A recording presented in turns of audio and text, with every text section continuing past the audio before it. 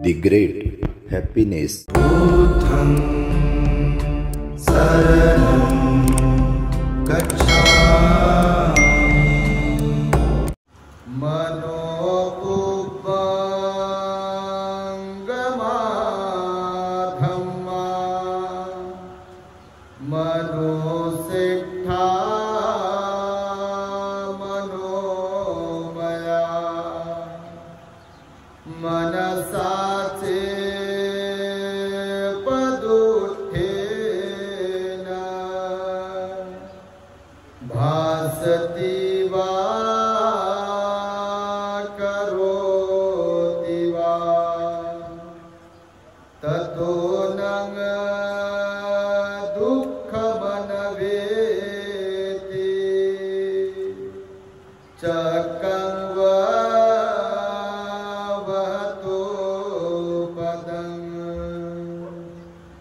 मनोपुपंगमा धम्मा मनोसिद्धा मनोमया मनसाचे प्रसन्नेन भासति वा करोति वा ततो न सुखमनवेति छायाव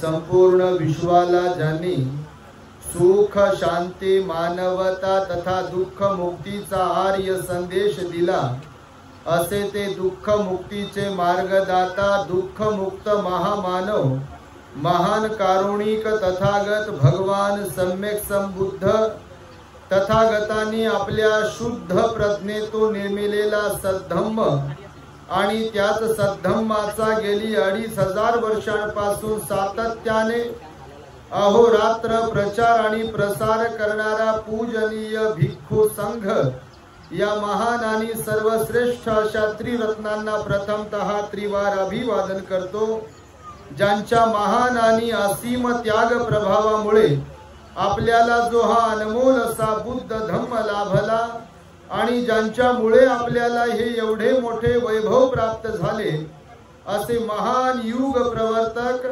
भारतीय राज्यघटनेचे शिल्पकार परमपूज्य बोधिसत्व डॉक्टर बाबासाहेब आंबेडकर या महामानवाच्या महान अशा धम्मक्रांतीमध्ये संपूर्ण जीवनाला समर्पित करून आज या महान मंगलमय दिनी आपल्या मुंबईतील कांदिवली परिसरातील लोखंडवाला येथील गणेश चाळ जवळ रमाई चौक क्रांतीनगर लोखंडवाला अक्रोली रोड कांदिवली पूर्व मुंबई या ठिकाणी महामानव बोधिसत्व डॉक्टर बाबासाहेब आंबेडकरांच्या जयंतीचे औचित्य साधून जाहीर धम्मदेसनेचा कार्यक्रम आयोजित करण्यात आलेला आहे।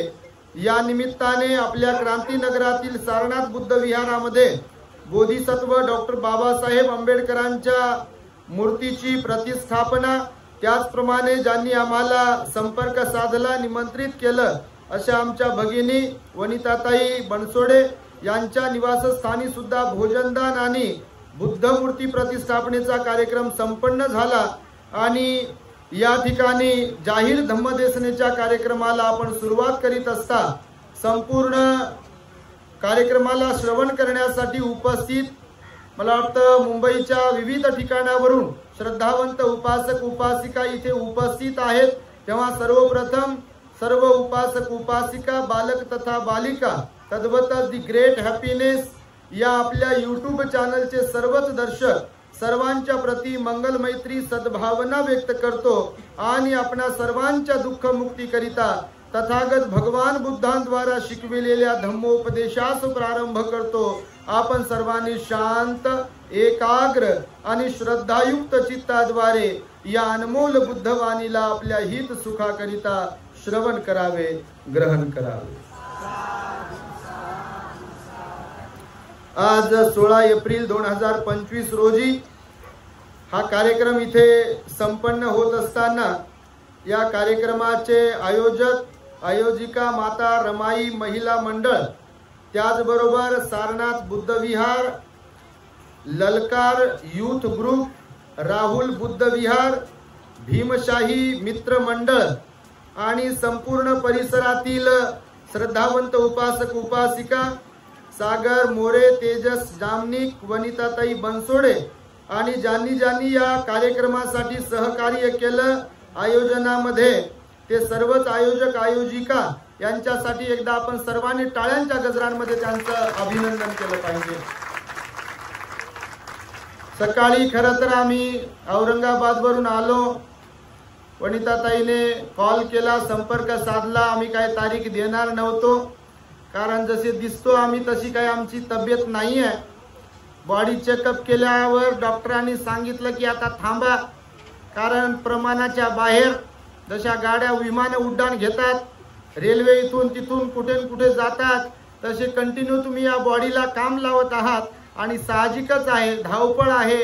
आणि त्या धावपळीमुळे भगवंताने जरी वेळेवर भोजन घ्यायला सांगितलं असलं तरी प्रवासामुळे भोजन वेळेवर होत नाही, झोप होत नाही. 3-3.5 तास जास्तीत जास्त झोप होते. यूट्यूब आपलं दी ग्रेट हॅपीनेस चॅनल आहे, त्याचंही काम करावं लागते, अभ्यास करावा लागतो, ध्यान वंदना आहे, श्रामडेरांना प्रशिक्षण द्यावं लागते, उपासकांनाही अटेंड करावं लागते. रोजच्या रोज फक्त आपलेच नाही तर अनेक जाती धर्माचे लोक त्यांचं दुःख सांगण्यासाठी, त्याच्यावरती उपाय शोधण्यासाठी फोन करतात, मेसेज करतात.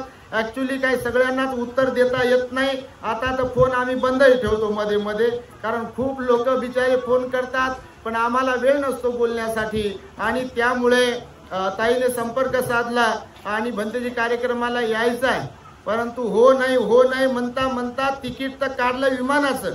त्यांना वाटलं भंतेची तब्येत बरी नाही आहे, गाडीनं जर आले, गाडी चालवत तर त्रास होईल, पुन्हा लक्झरीनं आले तर त्याचाही त्रास होईल, आणि रेल्वेनं आले तर अजून परेशानी होईल. आणि म्हणून विमानाचं तिकीट काढलं. 35 मिनिटात औरंगाबादहून इथं आलो. आणि इथे आल्यानंतर मग आम्ही पाहिलं सकाळपासून तुमची श्रद्धा. त्यांना आता त्यांच्याकडे होतो आम्ही बनसोडे साहेबांकडे, तर कॉलवर कॉल येत होते लोकांचे. आणि जेव्हा या क्रांतीनगरात आलो तर खरोखर क्रांतीनगरातील सर्व श्रद्धावान उपासक उपासिकांनी जणू काही धम्म क्रांतीच घडून आणलेली आहे आज, याचा अनुभव मला इथे आला. एवढी तुफान गर्दी, आणि तेही ऑड डेला. आज काही मला वाटतं हॉलिडे नाही आहे, संडे वगैरे नाही आहे, आणि संडे नसताना देखील एवढी मोठी गर्दी केली. आता उपासक भेटले, अंबरनाथवरून कुठून तरी आले, ठाण्यावरून पण भरपूर लोक आलेले, विक्रोळी कुठून कुठून. आता प्रत्येकाची तोंड ओळखता आहे बापा, अशी काही फार चांगली ओळख नाही प्रत्येकाची, परंतु भरपूर ठिकाणावरून तुम्ही आलात. इथे जी जागा मंडप वगैरे टाकलाय मुंबईच्या मानाने, तर तो मंडपही तुमचा काही पुरी होत नाहीये. ते इतर ठिकाणी भरपूर जागा आहे. तर सर्व लोक श्रद्धेने इथे आलेले आहेत. आता स्वागत रॅली जी काढली, मला वाटतं कोणकोणत्या बुद्ध विहारात गेलो, सारनाथ बुद्ध विहारात, राहुल बुद्ध विहारात गेलो. तिथे त्या चौकात आपण आता ते 14 एप्रिलचं बनवलं, ती कुठला चौक तो क्रांतीनगरचा रिक्षा स्टँड, तिथे बाबासाहेबांचा स्टॅच्यू आणि ते खूप सुंदर बनवलाय बघा. आणि विहारही सुंदरच बनवलाय, दोन्ही विहार सुंदर आहेत. आणि जायला जागा नव्हती, एवढी तुडुंब गर्दी होती दुतर्फा. एकदा सर्व बाहेरून आलेल्या श्रद्धावंतांसाठी सुद्धा तुम्ही टाळ्या वाजवल्या पाहिजे, त्यांचं अभिनंदन केलं पाहिजे. खरं तर आजचा हा जो पिरियड आहे, हा महामानव बोधिसत्व डॉक्टर बाबासाहेब आंबेडकरांच्या जयंतीचा पिरियड आहे. तुम्ही 14 एप्रिलला पाहिला असेल, 14 एप्रिलला बाबासाहेबांची जयंती फक्त महाराष्ट्रातच साजरी नाही झाली, तर ती जयंती संपूर्ण जगभरामध्ये साजरी झाली. आणि जगातल्या लोकांनी महामानवाला अभिवादन केलं आणि त्यांनी चर्चा केली, बोलून दाखवलं, अपेक्षा व्यक्त केली की हा महामानव जर आमच्या देशात जन्माला आला असता तर भारतापेक्षाही जास्त प्रगती आमच्या देशाची झाली असती. कारण त्या महामानवाने फक्त संविधानच लिहिलं नाही, तर त्या महामानवाने इथल्या शोषित पीडित लोकांना, हजारो वर्ष गुलामगिरीमध्ये खितपत पडलेल्या लोकांना बुद्धाचा धम्म दिला. आणि त्यामुळे महामानव बोधिसत्व डॉक्टर बाबासाहेब आंबेडकर आमच्याकडेही जन्माला यायला पाहिजे होते, अशा प्रकारची चर्चा जगभरातील लोक करतात बघा. महामानव बोधिसत्व बाबासाहेबांचा त्याग, त्यांचं समर्पण भयंकर आहे. त्यांच्यासारखा त्याग आज कोणी करत नाही बघा. मी नेहमी बोलताना त्याला गोळ्या मारतो तर गोळ्या लागतात लोकांना, पण आम्ही नेहमी सांगतो की परखड बोलणारे लोक काय सगळ्यांनाच आवडत नाहीत, आवडतात का? आम्ही लहान होतो तेव्हा आमची आई म्हणायची सख्या काय म्हणजे खरं बोललं तर सख्या आईला राग येते आणि खरंच येते पहा. समजा एखाद्या वेळेस व्यवहारामध्ये वागताना बोलताना समजा आई चुकली, समजा बा असं नाही करायला पाहिजे होतं, तुला काय समजते म्हणजे तू शांत बस म्हणते, पण तिला राग येते समजा, मुलाला म्हणजे खरोखरच आहे ते. तर खरं बोलणारे लोक सगळ्यांनाच आवडतात असा काही विषय नाहीये. परखड बोलणारे स्पष्ट बोलणारे लोक सर्वांनाच आवडतात असा काही विषय नाहीये. आणि मी तर म्हणतो माझ्या अनुभवानुसार या जगात सर्वात जास्त त्रास जर कोणाला होत असेल आणि कोणाला होतो तुम्ही जर विचाराल मला, तर जे लोक परिवर्तनाच्या लढाईमध्ये सत्याची कास धरून काम करतात, लोकांमध्ये बदल करण्यासाठीचं काम करतात किंवा स्पष्ट बोलतात, परखड बोलतात, क्रांती करण्याचं काम करतात, त्या लोकांना इतरांच्या तुलनेमध्ये जास्त त्रास होतो. आणि त्याचं दस्तूरखुद उदाहरण जर तुम्ही मला विचाराल कोणी, तर भगवान आपले सम्यक संबुद्ध होते तरी त्यांनाही त्या काळातील लोकांनी सोडलं नाही. असं नका समजू की भगवान होते आणि भगवंताला कोण त्रास देईल. तुम्ही बौद्ध साहित्य वाचलं तर तुमच्या लक्षात येईल भगवंताला अनेक लोकांनी शिवीगाळ केली, भगवंतांना अनेक लोकांनी उपवाशी ठेवलं, भगवंतावर स्त्रियांचं लांछन लावलं, त्यांची बदनामी करण्याचा प्रयत्न केला, भगवंताला गावात येण्यास मज्जाव केला, अनेक ठिकाणी भगवंताला त्रास झाला. बघा भगवंतावर हत्ती सोडला, भगवंताला मारण्यासाठी त्या राजगिरी पर्वतावरती राजाच्या माध्यमातून लोक सोडले. परंतु भगवान असतात, त्यांचं कोणी काही असं वाईट करू शकत नाही. बाबासाहेब आंबेडकर सुद्धा नानकचंद रत्तूकडे रडायचे, कारण बाबासाहेबांनी प्रामाणिकपणे आपल्या मुलांचा त्याग करून, आपल्या परिवाराचा त्याग करून, आपल्या आरोग्याकडे दुर्लक्ष करून समाजामध्ये क्रांती निर्माण व्हावी, समाजामध्ये क्रांती घडावी, लोकांमध्ये परिवर्तन व्हावं. आणि परिवर्तन कोणतं, तर आचरणिक परिवर्तन व्हावं, राहणीमानही बदलावं आणि आचरणही बदलावं. यासाठी महामानवाने प्रचंड त्याग केला, प्रचंड काम केलं. परंतु त्या बाबासाहेबांना सुद्धा त्यांच्या हयातीमध्ये काही लोकांनी बघा रडवलं, काही लोकांनी परेशान केलं. तुमच्या माहितीसाठी सांगतो, आपल्याच काही लोकांनी जेव्हा बाबासाहेबांनी धर्मांतराची घोषणा केली आणि तेव्हा निवडणुकीचा पिरियड होता, जेव्हा धर्मांतर होणार होतं, तेव्हा आपल्याच काही लोकांनी बाबासाहेबांना सांगितलं की बाबासाहेब निवडणुका तोंडावर आलेल्या आहेत, तुम्ही धर्मांतर करीत आहात, तर जरा हे पोस्टपोन प्रोग्राम जर केला तर फार बरं होईल. म्हणजे धर्मांतर थांबवलं तर बरं होईल, धम्मदीक्षेचा कार्यक्रम थांबवला तर बरं होईल. पण बाबासाहेब ते बाबासाहेब होते, बोधिसत्व होते. बाबासाहेब म्हणाले मी काही निवडणुकीमुळं किंवा निवडून येईल न येईल याच्यासाठी धम्मदीक्षा घेत नाही आहे. तर बुद्धाचा धम्म या देशामध्ये प्रस्थापित झाला तर इथे समतेचं राज्य प्रस्थापित होईल, इथे प्रत्येकाला वैचारिक स्वातंत्र्य धर्माच्या नावाने बहाल होईल, इथे प्रत्येकाला भगवान बुद्धाचा धम्म न्याय देण्याचं काम करेल, भगवंताचा धम्म इथे बंधुत्वाचं वातावरण तयार करेल. आणि म्हणून मला बुद्धाचा धम्म स्वीकारायचा आहे. म्हणून निवडणुकीसाठी म्हणून बाबासाहेब काही असे थांबले नाही, त्यांनी धम्मदीक्षा घेतली. आणि त्यामुळे तुम्हाला सांगतोय की परखड यासाठी बोलतो की आज आपण पाहतोय 14 एप्रिलला मी पाहिलं, आम्ही औरंगाबाद मध्ये होतो 14 एप्रिलला. या वर्षी माहित नाही काही झालं होतं. तुम्ही सोशल मीडियावर जर असाल, फेसबुक वगैरे जर तुम्ही चाचपडाल तर तुम्हाला लक्षात येईल, व्हॉट्सअप फेसबुक वरती 14 एप्रिलच्या रात्रीपासून मेसेजेस व्हायरल होत आहेत बघा, एका कारणामुळे की डीजेचा प्रचंड कर्कश आवाज होता यावेळेस. माहित नाही काय, कोणावर टीका टिप्पणी करत नाही आपण, परंतु डीजेचा एवढा आवाज आणि काही ठिकाणी तर एवढे अश्लील गाणे, पिक्चरची गाणे. ठीक आहे, आनंद साजरा केलाच पाहिजे, एन्जॉय करा, नाचा, बिलकुल आनंदाचाच दिवस आहे. पण त्या आनंदाच्या वातावरणाचं सुद्धा काहीतरी एक काय म्हणू त्याला लिमिट असायला पाहिजे. कारण आपल्या माता भगिनी असतात. आपण बाबासाहेबांची बोधिसत्वाची जयंती साजरी करताना त्याच्यात नेमकं काय करतोय ही गोष्ट चिंतनाची आहे आणि त्यावर चिंतन झालं पाहिजे. तुमच्या माहितीसाठी सांगतो. आणि म्हणून बाबासाहेब कितीही महान जरी असले, भगवान बुद्ध जरी कितीही महान असले, तरी त्यांचा अनुयायी जोपर्यंत त्यांच्या तत्वांना पाळणार नाहीत तोपर्यंत त्यांना अभिप्रेत असलेलं राज्य, त्यांना अभिप्रेत असलेला देश, त्यांना अभिप्रेत असलेला आदर्श बौद्ध समाज इथे निर्माण होणार नाही. आणि विशेषतः तरुणांची मोठी जबाबदारी आहे. आणि म्हणून हे जे महिला मंडळ आहे आपलं, त्या महिला मंडळाचं खरं तर कौतुक करावं तेवढं कमी आहे. म्हणजे इतर लोकांना जरी वाटत असेल की हे मुंबईत राहतात तुम्ही, पण मुंबईत राहतात म्हणजे लय तालेवर आहे ना अंबानीच्या घरात राहतात असा काही विषय नाही आहे. इथे पण गरिबीच आहे बिलकुल. आणि जेव्हा मग या कार्यक्रमासाठी वर्गणी मागायला, आई सांगितलं वाकोड्याने वर्गणी मागायला सुरुवात केली, तर वर्गणी सुरुवातीला 2-4 लोकांना काहीतरी मागितली आणि दिली. नंतर मला वाटतं स्वतःहून आणून दिली वर्गणी. आणि असं करता करता 30,000 किती जमा झाली. मी जाहीर सांगतोय बापा, उद्या कोणी म्हणू नये भंती तर म्हणजे 30,000 आणि तुम्ही कसे म्हणता 25. तर न मागता आणून दिली सर्व उपासक उपासिकांनी वर्गणी. आणि या कार्यक्रमाला घडविण्यासाठी 30,000 रुपये वर्गणी. ज्यांच्या हातावर पोट आहे एकदा त्यांच्यासाठी तुम्ही टाळ्या वाजवल्या पाहिजे. आणि विशेष म्हणजे असाच कार्यक्रम करायचा नाही तर भंतीजींना बोलवायचं, धम्मदेशन आयोजित करायची, लोकांचं प्रबोधन झालं पाहिजे, लोकांना बुद्धाचा धम्म समजला पाहिजे, बाबासाहेबांचा विचार समजला पाहिजे, असं म्हणून लोकांनी या सुरुवात केली. आणि मला वाटतं की तुम्ही धम्माच्या मार्गामध्ये आता प्रतिष्ठित झालात. ताईने मला टूरमध्ये आल्या, ह्या 2दा आल्या बापा. तुमच्या इथलं महिला मंडळ आलं होतं, भरपूर महिला आल्या होत्या, जाम खुश झाल्या. पाहता पाहता हे म्हणजे अगोदर 5 लोक आहेत, नंतर 7 लोक आहेत, नंतर 10 लोक, नंतर 12 लोक.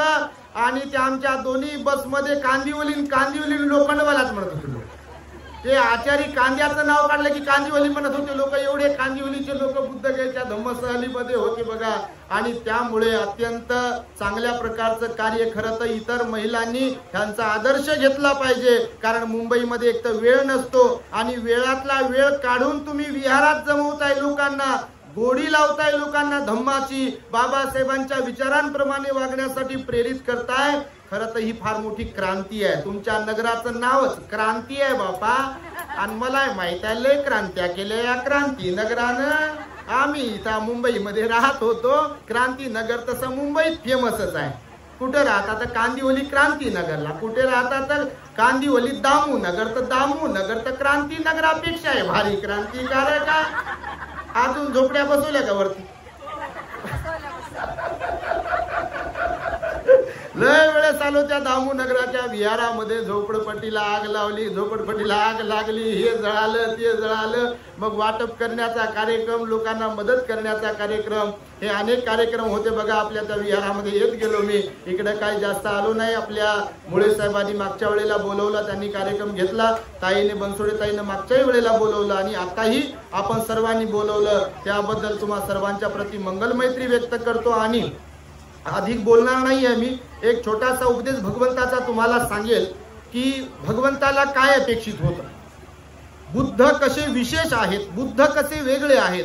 जगामध्ये अनेक धर्म संस्थापक आहेत. तुम्ही पाहत असाल आजूबाजूला, म्हणजे त्याला काय म्हणू आपण, ख्रिश्चन धर्माचे संस्थापक आहेत, शीख धर्माचे संस्थापक आहेत, हिंदू धर्माचे संस्थापक आहेत, अनेक धर्माचे इथे संस्थापक आहेत. त्यांचे त्यांचे देव आहेत, त्यांचे जे काही परंपरा आहेत त्यांच्यावर टीका करत नाही आपण. परंतु बुद्ध वेगळे का? कारण बुद्ध इथे जन्मले, बुद्ध इथे ज्ञान प्राप्त केले त्यांनी, इथे त्यांचं महापरिनिर्वाण झालं. 45 वर्षांचा प्रवास त्यांनी इथे केला. आणि आज जर तुम्ही पाहाल तर पाश्चिमात्य देशांमध्ये, वेस्टर्न कंट्रीज मध्ये सुद्धा देखील भगवान बुद्धांचा विचार मोठ्या जलद गतीने पसरत आहे बघा. तुमच्या माहितीसाठी सांगतो, तुम्ही इगतपुरीला जर कधी गेलात किंवा कुठल्याही मेडिटेशनला सेंटरला जर कधी गेलात तर तुम्हाला फॉरेनर लोक सुद्धा आलेले दिसतील. इथे आपल्या बोरीवलीला ज्या कानेरी केव्ज आहे, मोठी कानेरी केव्ज, तुम्ही जाता का नाही? नाही तर गंगेजवळच्या लोकांना गंगेजवळच्या पाण्याचं काही महत्व नसते.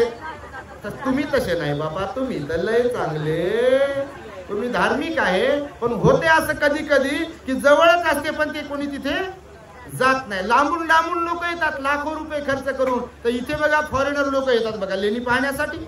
अनेकदा आम्ही पाहिलं, जेव्हा जेव्हा मुंबईमध्ये मी इथे होतो, जेव्हा जेव्हा कानेरीला जायचो, केव्जला जायचो, तेव्हा अनेक फॉरेनर आलेले दिसायचे. बुद्धगयेकडे पण तुम्ही जर कधी पाहिलं, आपल्याकडच्या लोकांना 15-20 हजार रुपये लागतील समजा खर्चासह बुद्धगयेला जाण्यासाठी, टूरमध्ये जाण्यासाठी.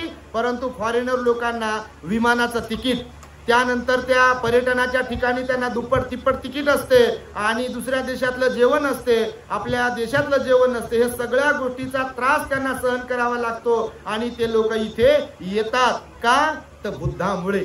भगवान बुद्धांनी जगाला काय दिलं?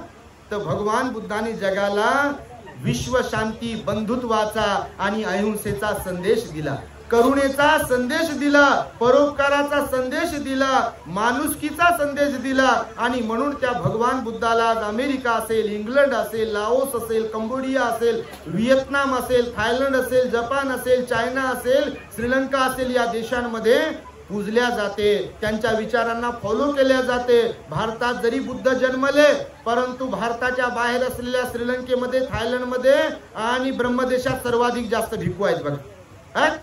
तुमच्या कांदिवलीचे किती आहेत माहित नाही बौद्ध भिक्खू, पण बाहेर देशात जर तुम्ही पाहाल तर घराघरातले एक भंतेजी आहेत धम्मप्रचारासाठी. आणि धम्मप्रचारासाठीच नाही तर स्वतःमध्ये एक आदर्श व्यक्तित्व निर्माण करण्यासाठी बौद्ध भिक्खू बनावं लागतं आणि त्यानंतर धम्माचंही काम करण्यासाठी बनावं लागतं. आणि म्हणून भगवान बुद्ध का वेगळे? तर वक्कली नावाचे एक भिक्षू होते बघा. तुम्ही आपल्या चॅनलवर ऐकलं असेल नसेल माहित नाही, मी तुम्हाला सांगतो की महामानवाचा विचार किती महत्वाचा आहे. केवळ नाव महत्वाचं नाही, जय जयकार महत्वाचा नाही. मी नेहमी सांगतो जय जयकार तर कोणाला करता येते बाबा, बोलो दे. बोलो म्हटलं की हजार लोक म्हणतील एकदा जय भीम बोल. इकडून आला आणि तिकडून आला आणि कोणीकडून आला आणि कोणीकडे गेला आणि 15 तारखेला कोणीकडे गेला हे माहित आहे होत नाही. तुम्ही नाही बाबा, पण असे असतात. मी काल बघितलं काही लोकांना मुद्दाम फोन केले जयंती झाल्यावर 14 एप्रिलला सकाळी तर आम्ही जागलो रात्री 2 वाजेपर्यंत. रोज उठायची सवय सकाळी, तर सकाळीच उठलो आणि 15 तारखेला मुद्दाम म्हणून काहींना फोन केले. काय ढेकळाचे फोन उचलतील ते, धर झोपून गेले बघा ते, नाचू नाचू थकले. त्यांना आता मग नंतर म्हटलं बा मी आता कधी येता पुन्हा विहाराकडे, कधी येता?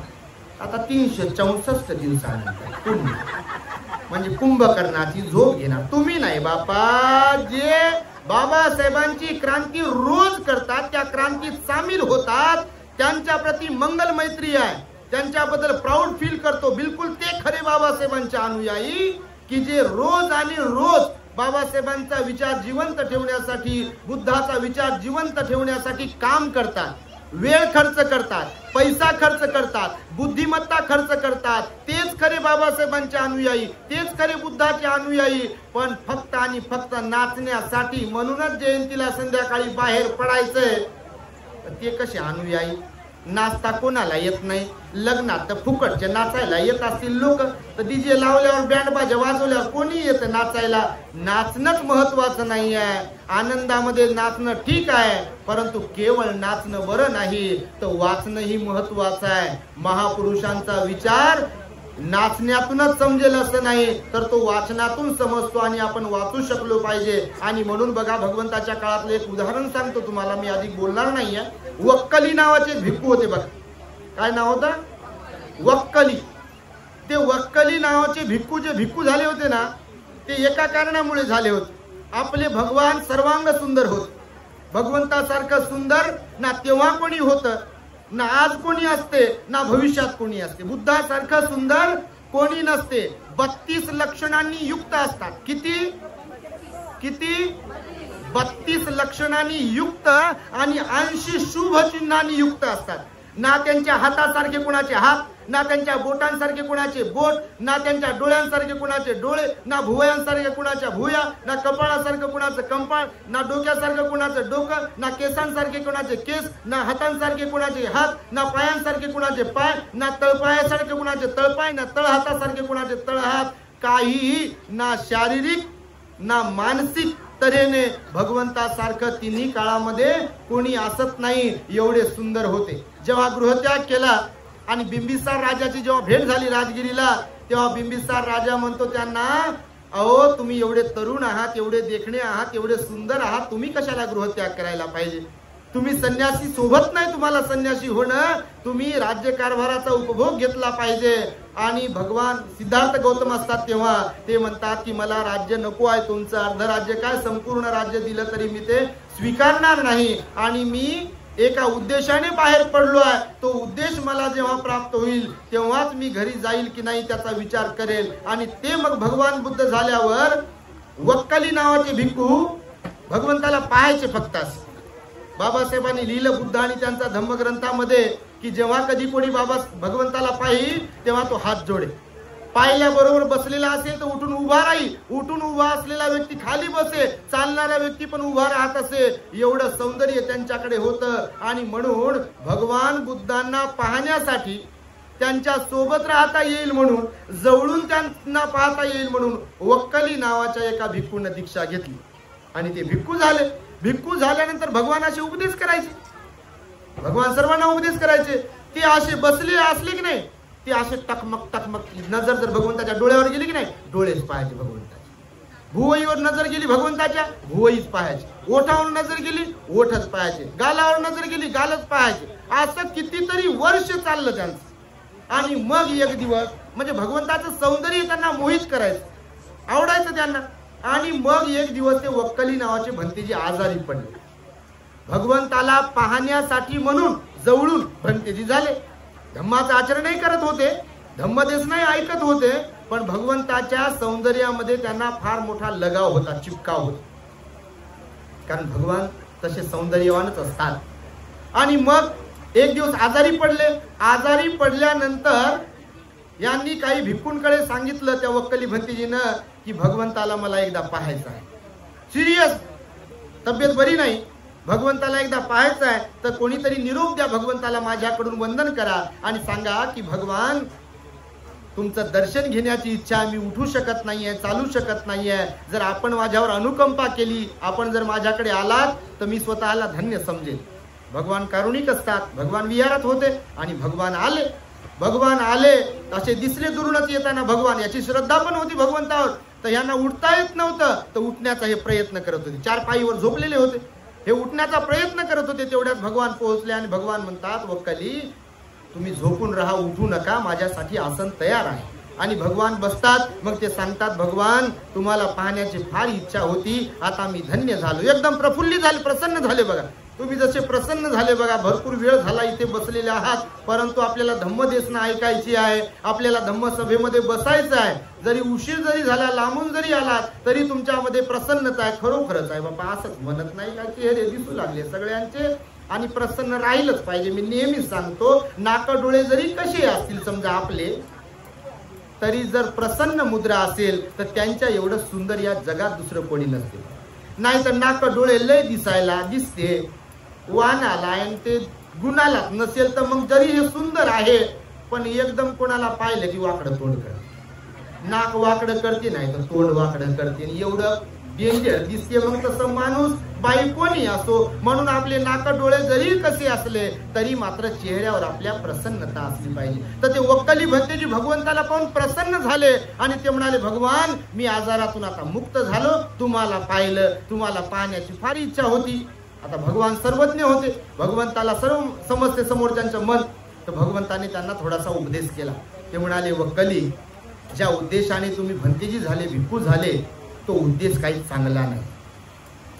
जरा चिंतन करा, ध्यान करा, शील पालन करा, विनयाचं पालन करा. या मोहातून थोडस बाहेर पडा, या लोभातून थोडं बाहेर पडा. या गंदगीला काय पाहता? 9 द्वारातून घाण निघते या शरीरातून. काय म्हणाले भगवान त्याला?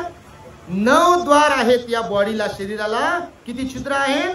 9 छिद्र आहेत. त्या 9 छिद्रातून फक्त आणि फक्त घाण बाहेर पडते. या गंदगी युक्त शरीराला काय पाहते?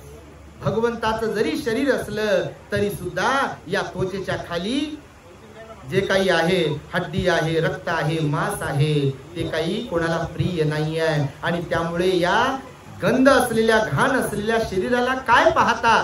पाहिलं पाहिजे ते धम्माला.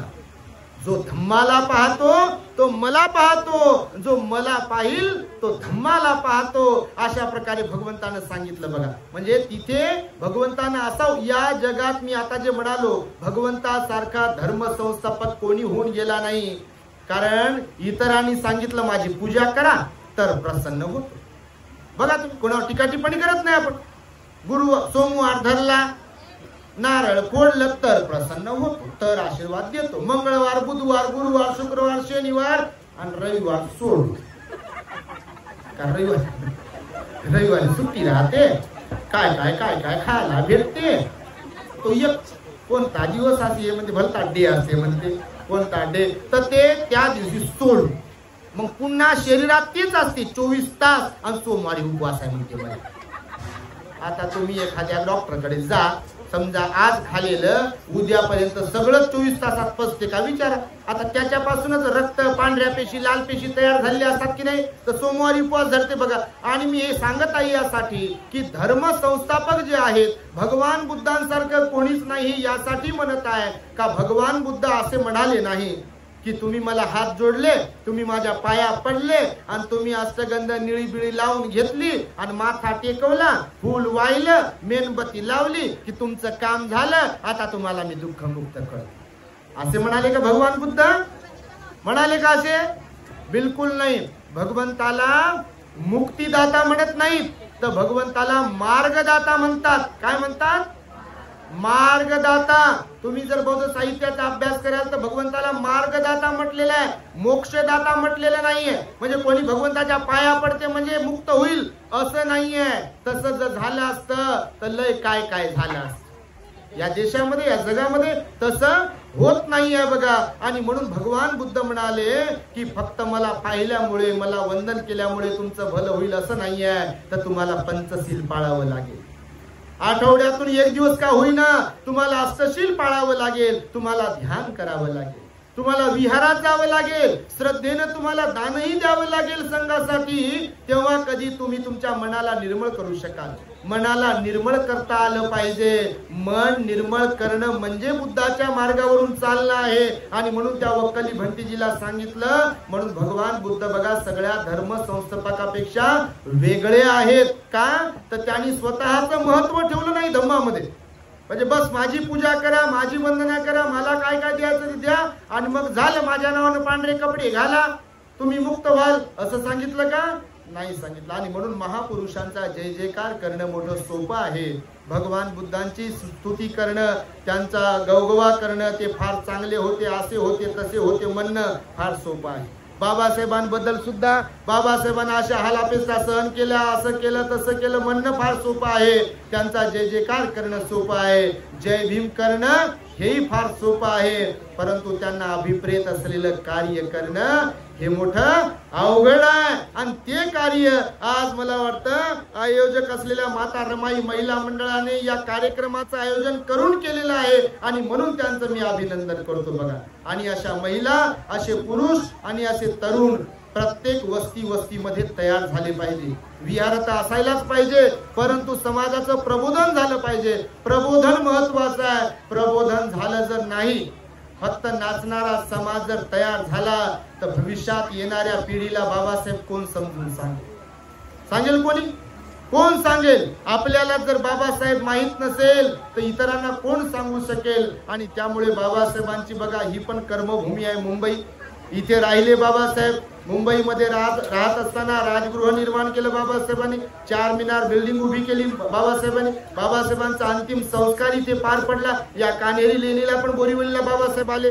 तुम्ही कधी ओरिजिनल फोटोग्राफ पाहिले असतील बाबासाहेबांचे, तर कानेरी केव्स पाहण्यासाठी देखील बाबासाहेब आले होते. वेरूळची केव्स पाहिली बाबासाहेबांनी, अनेक ठिकाणी फिरले बाबासाहेब. या मुंबईमध्ये अनेक सभा बाबासाहेबांनी गाजवलेल्या आहेत. आणि त्यामुळे बाबासाहेबांची सुद्धा ही कर्मभूमी आहे. इथून जवळच असलेल्या नाला सोपाऱ्याला सुद्धा प्राचीन स्तूप आहे.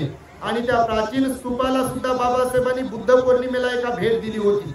आणि तिथे बाबासाहेब बोलले होते की मनुष्याच्या जीवनाचं एक ध्येय असावं, उद्देश असावा. आणि तो कोणता असावा म्हणाले? निर्वाण प्राप्त करणे हा मनुष्याच्या जीवनाचा उद्देश असावा. आता निर्वाण जर बोललो आपण तर ज्यांना माहित नाही ते फोटोवर लिहितात घरातलं कोणी गेल्यावर निर्वाण असतं किंवा निर्वाण. आता तंबाखू खाणाऱ्या माणसाला, दारू पिणाऱ्या माणसाला जर निर्वाण प्राप्त झालं असतं तर मला सांगा, हे विहार, हे ध्यान, हे प्रवचन, हे पंचशील, 22 प्रतिज्ञान काय करायचं? तर निर्वाण कुणाला प्राप्त होते? जे ध्यानातून पुढे आणि पुढे जातात ध्यान करू करू, जे सील पालन करतात, जे 10 पारमिता पाळतात, जे अष्टांग मार्ग पाळतात, निर्वाण त्यांना प्राप्त होतो. निर्वाण म्हणजे मनाची न्यूट्रल अवस्था, जिथे राग नाही, द्वेष नाही आणि लोभ नाही. न्यूट्रल अवस्था, बिलकुल तिथे कुठल्याही प्रकारचा विकार नाही, कुठल्याही प्रकारचा अवगुण नाही, दुर्गुण नाही, अशी जी मनाची अवस्था आहे, जी जिवंतपणे प्राप्त होते, मेल्यावर नाही. मेल्यावर निर्वाण कसं प्राप्त होईल?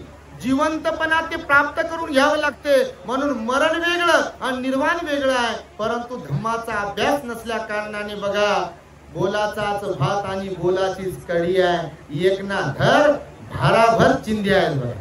जयंतीला एकत्र येतात, नंतर 6 डिसेंबरला एकत्र येतात, नंतर पुन्हा विजयादशमीला एकत्र येतात आणि भीमा कोरेगावला एकत्र येतात आणि सांगतात आमचे महार शूरवीर होते, आमचे महार प्रामाणिक होते, शूरवीर होते आणि धर्मांतर केलं म्हणतात आपल्या लोकांनी. आणि हे याच्याकडून घे, त्याच्याकडून घे, याच्याकडून घे, त्याच्याकडून घे, माझं घर बा, पोराचं घर बा, हे गाडी घे, ही घोडी घे, आणि झालं पुन्हा साहेब म्हणते मी. खरं की खोटं? तुम्ही नाही बापा तसे त्यातले, पण बिलकुल निवडणुकीला आम्ही लोक पाहिले, लय बाबासाहेब शिकवणारे सांगणारे, लय बुद्ध बाबासाहेबांवर प्रेम दाखवणारे, निवडणुकीच्या वेळेला कुठं गायब होतात हे दिसत नाही बघा. ही अत्यंत वाईट आणि खेदजनक बाब आहे आपल्या समाजातली. खरं तर हा कलंक आहे आणि तो कलंक आपल्यातल्या तरुणांनी पुसून काढला पाहिजे, समाजाला जागृत केलं पाहिजे आणि समाजामध्ये बाबासाहेबांच्या बद्दलची क्रांती चेतवली पाहिजे, पेटवली पाहिजे. कारण बाबासाहेबांना काही भांडण करणारे लोक अभिप्रेत नव्हते, बाबासाहेबांना मारामारी करणारे लोक अभिप्रेत नव्हते, बाबासाहेबांना धम्माचं आचरण करणारे लोक अभिप्रेत होते. बाबासाहेबांची अपेक्षा होती माझ्या समाजाने विहारात जावं, म्हणून बाबासाहेब बोलले बघा सारनाथच्या भाषणात, शेवटचं भाषण जिथे भगवंताने पहिलं प्रवचन दिलं, बाबासाहेबांनी तिथे शेवटचं भाषण दिलं. बुद्धगयाच्या टूरवर गेले होते बाबासाहेब, लुंबिनीला, नेपाळला गेले होते आणि त्या सारनाथला असताना धम्मेक स्तूपाजवळ बाबासाहेबांनी शेवटचं भाषण देताना सांगितलं, किमान रविवारी बौद्ध लोकांनी कुटुंबासह विहारात गेलं पाहिजे. पण वाईट गोष्ट अशी आहे की अनेकदा असं होते की विहारात बांधून भेटतात, आता त्याच्यावर बोललेलंच नको बाबा. विहार बांधतात लोक खरं, पण त्याच्यात जाणाऱ्यांची संख्या मात्र फार कमी लोकांची आहे. मानपान जर भेटत असेल येतो, खुर्ची भेटत असेल तर येतो, हे माईक भेटत असेल तर येतो, त्या बॅनरवर फोटो टाकत असाल तर वर्गणी देतो, नाही तर बाबासाहेब तुमच्या जवळ ठेवा, बुद्ध तुमच्या जवळ ठेवा आणि विहार तुमचं तुम्हालाच लखलाभ ठेवा. म्हणते माझं नावच घेतलं नाही, मी कसं येऊ, मला हारच टाकला नाही म्हणते, मला फुलं दिलं नाही, माझं कौतुकच नाही, माझं फलानच नाही, माझं बिस्तानच नाही म्हणते. बाबासाहेब आंबेडकरांचा राजरत्न गंगाधर या मुंबईमध्ये गेला, दादरला हिंदू कॉलनीमध्ये राजगुरामध्ये राहत होते, माता रमाई होती तेव्हा. गंगाधर गेला बाबासाहेब, अगदी लहानपणामध्ये, राजरत्न लहानपणात गेला, बाबासाहेबांसारखा हुबेहूब दिसत होता. बाबासाहेब हातात घेऊन त्या राजरत्नाला म्हणायचे, माझा राजरत्न माझ्यासारखा दिसतो हुबेहूब, माझ्यापेक्षाही जास्त माझ्या राजरत्नाला मी शिकवेल आणि मी जेवढं काम करू शकलो त्यापेक्षा जास्त काम माझं राजरत्न करेल अशी मला खात्री आहे, त्याला मी तसं घडविल्याशिवाय राहणार नाही असं बाबासाहेब म्हणायचे. परंतु त्या राजरत्नाने सुद्धा अगदी लहान वयामध्ये, बाल्य वयामध्ये बाबासाहेबांची साथ सोडली, म्हणजे त्याला मृत्यू आला बिचाऱ्याला. तो राजरत्न इथेच मुंबईमध्ये गेला. रमेश नावाचा मुलगा बाबासाहेबांचा झाला, तो रमेशही इथेच गेला. बाबासाहेब इंदू नावाची मुलगी झाली बाबासाहेब, ती मुलगी इथेच गेली. रमेश गेला, राजरत्न गेला, इंदू गेली, नाही का. हे मुलं जे गेले बाबासाहेबांचे, ते बाबासाहेबांचा गंगाधर गेल्यानंतर बाबासाहेब गोलमेज परिषदेला निघाले लंडनला, माहिती तुम्हाला, राऊंड कॉन्फरन्स होती. त्या परिषदेला निघाले बाबासाहेबांचे भाऊ म्हणाले बाबासाहेबांना की अरे भिवा कुठे चालला, तुझा पोरगा आताच मरण पावला, मृत्युमुखी पडला, तू निघाला कुठे, चालला कुठे. तर बाबासाहेब त्याला म्हणाले की दादा माझा एक गंगाधर गेला, परंतु मी जर आज त्या गोलमेज परिषदेला गेलो नाही लंडनला तर माझ्या समाजातले असे कितीतरी गंगाधर त्यांना कोणी विचारणार नाही, दवाखान्याविना मरतील ते, त्यांना कोणी साथ देणार नाही, त्यांच्या विकासासाठी कोणी काम करणार नाही. आणि त्यामुळे माझा एक गंगाधर गेला याची मला पर्वा नाही. माझ्या समाजातल्या असंख्य गंगाधरांसाठी मी या गंगाधराचा विचार करू शकत नाही. आणि बाबासाहेब निघाले त्या गोलमेज परिषदेला पोहोचले. हा त्याग बाबासाहेबांचा लक्षात ठेवला पाहिजे. जगले स्वतःसाठी, जगले का? आज तर सोशल मीडिया आहे हो, सगळं काही याच्यावरती मिळते, आपल्याला सर्व काही तयार करता येते. परंतु त्या बाबासाहेबांचा त्याग लक्षात ठेवला पाहिजे, त्या रमाईचा त्याग लक्षात ठेवला पाहिजे. म्हणून जय जयकार महत्वाचा नाही आहे. माझ्या तर मनात विचार असा होता की या जयंतीला लोकांनी संकल्प करायला पाहिजे होता. आपल्या लोकांनी, बौद्ध लोकांनी, बौद्ध म्हणून घेणाऱ्या लोकांनी, बाबासाहेब आंबेडकरांच्या अनुयायी म्हणून घेणाऱ्या लोकांनी संकल्प करायला पाहिजे होता की एवढ्या वर्षांपासून बुद्धगयेचं महाबोधी विहार, या देशातल्या सगळ्या धर्मांचे मंदिर, धर्मस्थळ त्यांच्या ताब्यात आहेत. बघा इथे मुंबईमध्ये प्रभादेवीला जाऊन पहा तुम्ही, त्यांची ट्रस्ट आहे स्वतः. त्या ट्रस्ट मध्ये त्यांच्या व्यतिरिक्त दुसरा माणूस नाही, त्यांच्यावर टीका करत नाही. आता राम जन्मभूमीचं निर्माण केलं, त्या ट्रस्टवर इतर सर्व धर्माचा कोणी व्यक्ती नाही आहे. अयोध्येला तुम्ही जाऊन पहा, तिथे दुसऱ्या जातीचं कोणी ट्रस्ट मध्ये नाही आहे. एकमेव कलंक बौद्ध धम्मावरच आहे. त्या महाबोधी विहार जिथे सिद्धार्थ गौतमाला ज्ञानाची प्राप्ती झाली, जगभरातून लाखो लोक रोज तिथे दर्शन घेण्यासाठी येतात. दस्तूर खुद भगवान बुद्धांनी आनंदाला महापरिनिर्वाणाच्या वेळेला सांगितलं की आनंदा, जेव्हा कधी कोणत्या एखाद्या व्यक्तीच्या मनामध्ये बुद्ध धम्म संघाच्या बद्दल श्रद्धा निर्माण होईल, तेव्हा त्याने जीवनात एकदा तरी 4 तीर्थक्षेत्रांना भेटी दिल्या पाहिजे. कोणकोणत्या? जिथे बोधिसत्वाचा जन्म झाला ते लुंबिनी, जिथे बोधिसत्वाला ज्ञानाची प्राप्ती झाली ती बुद्धगया, जिथे प्राप्त झालेलं ज्ञान त्या बुद्धाने शिकवलं, सांगितलं ते सारनाथ, आणि भगवंताचं वयाच्या 80व्या वर्षी जिथे महापरिनिर्वाण झालं अशी कुशीनारा भूमी. या 4 ठिकाणी बुद्धाच्या प्रती ज्यांच्या मनामध्ये श्रद्धा आहे त्यांनी भेट दिली पाहिजे. त्या 4 धर्मतीर्थ स्थळांपैकी एक धर्मतीर्थ स्थळ कोणतं आहे? बुद्धगया आहे. बोधगया, बुद्धगया. ते बुद्धगयेचं महाबोधी विहार जे आहे, एक तर पहिली गोष्ट झाकून टाकलं होतं. आपण गेलो, वनिताताई 2दा आल्या, तुमच्या महिला आल्या होत्या. तुम्ही कधी मंदिर वगैरे पाहिले असतील तर वरती चढण्यासाठीच्या अशा पायऱ्या असतात, बघितलं? कधी एखाद्या धर्मस्थळी जायचं ना तर वरती पायऱ्या असतात. एकमेव जगातलं बुद्धगया महाबोधी विहार आहे की ज्याच्या पायऱ्या अशा आहेत. काय आहेत माहिती तुम्हाला? खाली पायऱ्या. अख्खं महाबोधी विहार एवढं मोठं बुजवून त्याच्यावर डोंगर बनवलं, मातीच्या ढिगाऱ्या खाली. म्हणजे तोडलं फोडलं, पण त्या काळातल्या लोकांनी ते दगडात बनवले ना, ते कायच तुटते.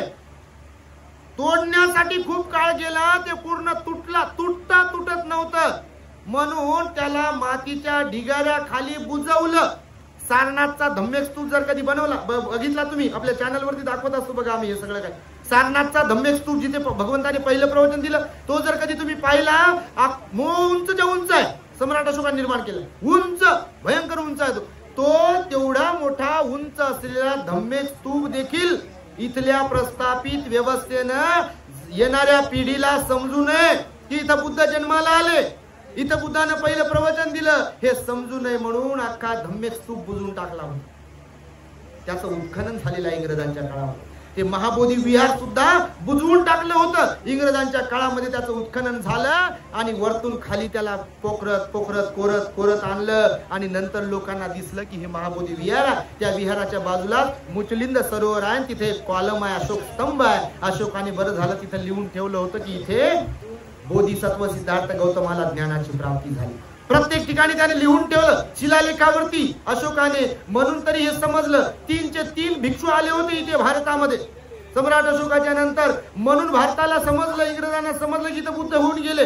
यदा कदाचित ते चायनाचे 3 भिक्षू भारतात आले नसते, त्यांनी सर्वे केला नसता बौद्ध स्थळांचा, आणि सम्राट अशोकाचा जन्म झाला नसता, कनिष्काचा जन्म झाला नसता, नंद घराणं इथे जन्माला आलं नसतं, सातवाहन घराणं बौद्ध धर्मामध्ये जन्माला आलं नसतं, यदा कदाचित बुद्धाच्या मूर्त्या निर्माण केल्या नसत्या, या कानेरी सारख्या लेण्या जर तयार झाल्या नसत्या, तर उद्या या व्यवस्थेनं बोलून दाखवलं असतं की कोणते बुद्ध कुठे आहे. विचार करा, तुम्ही कल्पना करू शका मी कोणावर टीका टिप्पणी करत नाहीये, पण होऊ शकलं असतं इथं बुद्ध झालेच नाही, फक्त ते अवतार होते, कल्पना पुरुष होते असं म्हटलं असतं. परंतु आज मी हे यासाठी म्हणतोय की या जयंतीला आपल्या लोकांनी, आपल्या पोरांनी संकल्प करायला पाहिजे. एवढा मोठा खर्च केला बघा, म्हणजे रोकत नाहीये त्यांना कोणी, आनंद साजरा करा, पण मी नेहमी माझं सांगणं असं आहे की काही संकल्पही केले पाहिजे. विधायक कामातही तो पैसा वापरला पाहिजे ना. करोडो रुपये खर्च होतात हो. एका डीजेला जवळपास 50,000 जर रुपये खर्च होत असतील एका एरियातल्या, तर एखाद्या शहरातल्या डीजेला किती पैसे खर्च होतात. तेवढ्या पैशातला काही पैसा जर वाचवला असता प्रत्येक मंडळाने, हा चॅरिटी हॉस्पिटलसाठी, मुंबईमध्ये एक चॅरिटी हॉस्पिटल आपल्या समाजाच्या वतीने बाबासाहेबांच्या नावानं, doctor Babasaheb Ambedkar charity hospital, सगळ्या जाती धर्माचे गरीब लोक इथं येतील, मोफत ट्रीटमेंट घेऊन जातील, आजार मुक्त होतील. जर रमाईच्या नावानं, बाबासाहेबांच्या नावानं बौद्ध समाजाने हॉस्पिटल निर्माण केलं तर बाबासाहेबांना अभिप्रेत असलेलं काम होणार नाही, होईल की नाही. आपल्या बँका तयार होऊ शकतात, आपले स्वतःचे टावर उभे राहू शकतात. समाजाच्या वतीने काय नाही होऊ शकत. विहारासाठी सुद्धा कोणाला मागायची गरज पडली नसती जर समाजाने त्या दिशेने पाऊल टाकलं असतं तर. परंतु परिस्थिती तशी नाही आहे. आणि मी मगाशी सुरुवातीला म्हणालो, जे बोलतात ते पटत नाही, म्हणजे ते बरे दिसत नाही. पण आम्ही पण असे आहोत, असं काही नाही का तुम्हाला भंतेजी आवडतात म्हणजे सगळ्यांनाच आवडतात असा काही विषय नाही आहे. मी सांगतो यासाठी की संकल्प करायला पाहिजे होता. महाबोधी महाविहार हे बौद्धांच्या ताब्यात आलं पाहिजे आणि त्यासाठी आपण आपला वेळ, बुद्धिमत्ता आणि पैसा खर्च करू शकलो पाहिजे. त्या आंदोलनामध्ये आपण गेलो पाहिजे, आंदोलनामध्ये उतरलो पाहिजे, तशी आपण मागणी केली पाहिजे सरकारला आणि ते होऊ शकते. होऊ कसं शकत नाही. जयंतीला बाहेर पडू शकतो आपण एवढ्या मोठ्या संख्येने, 6 डिसेंबरला जर एवढ्या मोठ्या संख्येने बाहेर पडतो तर ही पण तर आपली अस्मिता आहे ना. महाबोधी विहार 4 लोक हिंदू आणि 4 लोक बौद्ध आहेत. त्याच्यावर तुम्ही प्रवचन ऐकलं असेल, आपलं प्रवचन टाकलंय त्याच्यावरती माहितीसाठी, कारण बिचारे लोकांना काही ना काहीच माहित नाही बघा. फक्त जायचं, वंदन करायचं, निघून यायचं, ह्या सगळ्या गोष्टी माहीत नसतात. आणि म्हणून तुम्हाला हे सांगितलं मी. आपणही इथे या पोस्टरवरती, बॅनरवरती सम्राट अशोकाचा फोटो टाकला, महाबोधी विहारही टाकलं तुम्ही. ते फार बरं वाटलं बघा, सुंदर आहे हे सर्व काही. आणि त्यामुळे आपण सर्वांनी इथे आम्हाला बोलविलं आणि आम्ही आलो, तारीख दिली आम्ही तुम्हाला.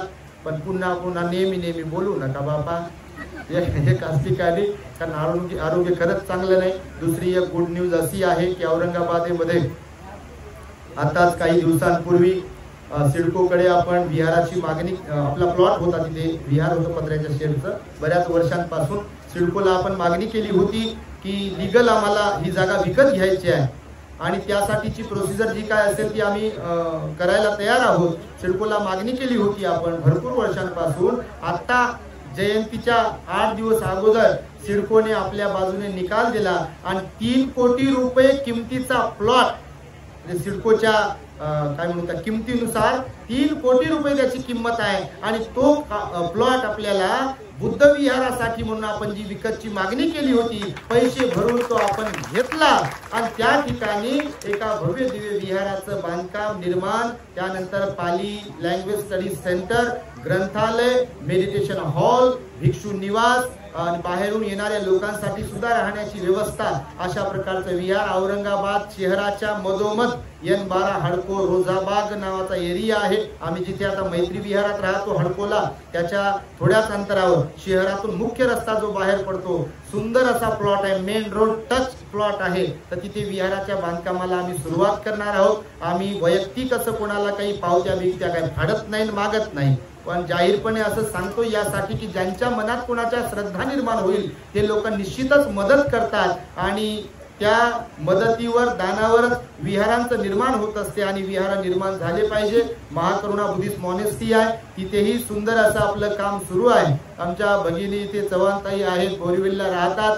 आम्ही 400-450 झाडं लावली बघा आतापर्यंत आणि ती झाडं जमीन खडकाळ आहे, पूर्ण खडक. त्याच्यावरती काळी माती इकडून तिकडून आणू टाकली. भाजीपाला तर बापा आता रोजच येते आम्हाला. आणि सुंदर सुंदर झाडं लावली. ती झाडं उन्हाळ्यात वाळून जातील, सुकून जातील म्हणून त्याला ठिबक सिंचन असावं असा आमच्या मनात विचार होता. मागितलं नाही, काही नाही, आतापर्यंत कोणाला काही मागितलं नाही. तर आपल्या ज्या चव्हाण ताई आहे बोरिवलीला इथे राहतात, इथे आलेल्या आहेत त्या, तर त्यांनी आणि त्यांच्या भगिनी पुणगे ताई आहेत, तर त्यांनी एकत्र येऊन खूप मोठ्या रकमेचं ते ठिबक सिंचनचं संपूर्ण संच आम्हाला दान दिला. आणि प्रत्येक झाडालाच पाणी भेटते आणि झाडं हिरवेगार आहेत. बघा, तुम्ही कधी औरंगाबादला याल तर पाहाल, आपले भरपूर महिला आल्या होत्या. 20 ऑक्टोबरला मोठा कार्यक्रम झाला, जवळपास 8-10 हजार लोक आले होते आणि मोठा कार्यक्रम झाला. याही वर्षी तशा प्रकारचा कार्यक्रम असण्याची शक्यता आहे. तसं तर आता 4 मे ते 14 मे पर्यंत श्रावणेर शिबिराचं आयोजन आहे. आणि 14 मेला म्हणजे बुद्ध पौर्णिमा 12 मेला आहे. 12 मेला लोकांना आपापल्या विहारावर कार्यक्रम असतात, म्हणून 14 मेला महाकरुणा बुद्धिस्ट मॉनेस्ट्री साजापूर या ठिकाणी आपण श्रावणेर शिबिराच्या समारोपानिमित्त संघदानाच्या कार्यक्रमाचं आयोजन केलं आहे. त्या कार्यक्रमाच्या सुद्धा मी तुम्हा सर्वांना निमंत्रण देतो बापा आतापासूनच. तर तुम्ही कार्यक्रमासाठी याल अशी अपेक्षा आहे. आणि धम्म कार्यासाठी आपण सर्वांनी सहकार्य करावं, दान देत राहावं. बाबासाहेबांना अभिप्रेत असलेला आदर्श बौद्ध समाज निर्माण करण्यासाठी आपल्या दी ग्रेट हॅपीनेस या YouTube चॅनलला आपण सबस्क्राईब करावं. त्याच्यावरती असणारे प्रवचन इकडे तिकडे फिरवावेत. आताच त्या विहारात गेलो तर ते भगिनी सांगत होती म्हणे, भंतेजी इथंच लावतो म्हणे तुमचे प्रवचन आम्ही आणि ऐकतो म्हणे सगळे. आम्हाला वाटतं भंतेजी समोरच बसलेली आहे. भंतेजी समोर असो नसो तो विषय नाही, पण तुम्ही प्रवचन ऐकता आणि इतरांना ऐकवता ही फार मोठी उपलब्धी आहे. आणि पुन्हा एकदा मी सांगेल की माता रमाई महिला मंडळ आणि संपूर्ण क्रांतीनगर आणि अकोली या संपूर्ण भागातील श्रद्धावान उपासक उपासिका यांनी अत्यंत सुंदर असा हा कार्यक्रम घेतला. म्हणजे तुम्हाला तर असं म्हणू शकत नाही बा 14 एप्रिलला नाचले झोपले, कारण आज 16 तारीख आहे. तुम्ही झोपले जरी असाल तर काल झोपले ना, आज उठले आणि उठून धम्मदेसनेचा कार्यक्रम आयोजित केला. आणि एवढी मोठी गर्दी, लांब नजर जाईल तिथपर्यंत लोक बसलेले आहेत बघा. आणि त्यामुळे तुमचं कौतुक करावं तेवढं कमीच आहे. तुमचा आदर्श निश्चितपणे सर्वांनी घ्यावा अशी एक अपेक्षा आहे सर्वांकडून. या कार्यक्रमाला पुन्हा एकदा घडविण्यासाठी, आयोजित करण्यासाठी आमच्या वनिताताई बनसोड आणि संपूर्ण त्यांचा परिवार तथा संपूर्ण महिला मंडळ त्यांचं आणि क्रांतीनगर वासीय यांनी अत्यंत सुंदर असा कार्यक्रम घडून आणला. त्याबद्दल सर्वांच्या प्रति मंगल मैत्री व्यक्त करून माझ्या शब्दांना मी इथे पूर्ण केला. भवतु सब मंगलम रखन्तु सब देवता सब बुद्धानुभावेन सदा सुखी भवन्तु ते. भवतु सब मंगलम रखन्तु सब देवता सब धम्मानुभावेन सदा सुखी भवन्तु ते. भवतु सब मंगलम रखन्तु सब देवता सब संघानुभावेन सदा सुखी भवन्तु ते.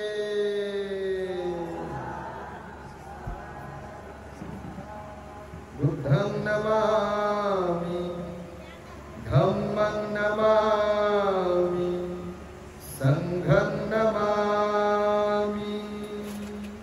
The great happiness. बुद्धं शरणं गच्छामि.